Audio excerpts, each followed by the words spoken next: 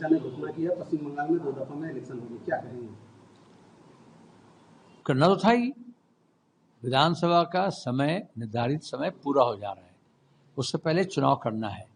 संविधान और जनप्रतिनिधि आइन यह कानून ये बात कहती है कि चुनाव आयोग का जिम्मेदारी है कि निष्पक्ष भयहीन वातावरण में चुनाव हो, लोग भय डरहीन होकर के वोट डालें।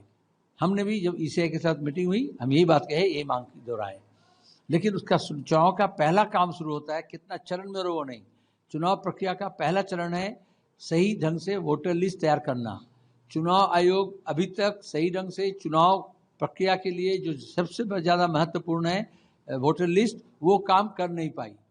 केंद्र सरकार और राज्य सरकार के जो ऑफिशियल्स है, ब्यूरोक्रेट्स है, वो शासकीय फेलियर हुआ, वो विफल हुए, और इसलिए आज वो एडजुडिकेशन में जाकर के न्यायालय में चला गया।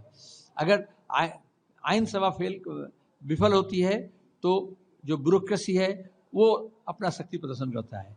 जब ब्यूरोक्रेसी फेल होता है तो वो जो न्यायालय है उसकी जिम्मेदारी हो जाती है। ये हमारे देश के संवैधानिक व्यवस्था के लिए सही नहीं है। तो आप कानून आइन सभा में कहते हैं कि वामपंथी नहीं है, लेकिन वामपंथी न होने का कारण आप ये देखो कि एक सही ढंग से चुनाव प्रक्रिया ठीक से हो, सही ढंग से एक चुनाव आयोग तैयार हो, वो काम नहीं हो रहा है। जो ऑफिशियल्स है वो या तो बीजेपी या तृणमूल के दलाली करते हैं।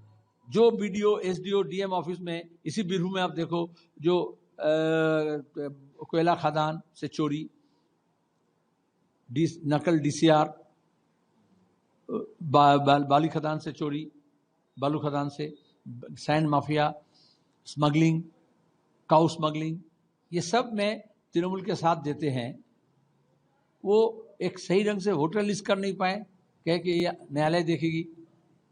क्योंकि बीजेपी या तृणमूल के अंदर तनाव नहीं है, लेकिन दोनों का दबाव है, और वो दबाव जो शासक है उसको सही ढंग से, शासकीय अधिकारी हैं उसको काम नहीं करने देते। और हम ये चाहता कि चुनाव आयोग ये दबाव से ऊपर उठ करके निष्पक्ष रूप से चुनाव करने का शर्त वोटर लिस्ट सही ढंग से करे, वो नहीं किया। हमारा मांग है पहला वोटर लिस्ट सही करो, उसके बाद सही ढंग से वोट करो।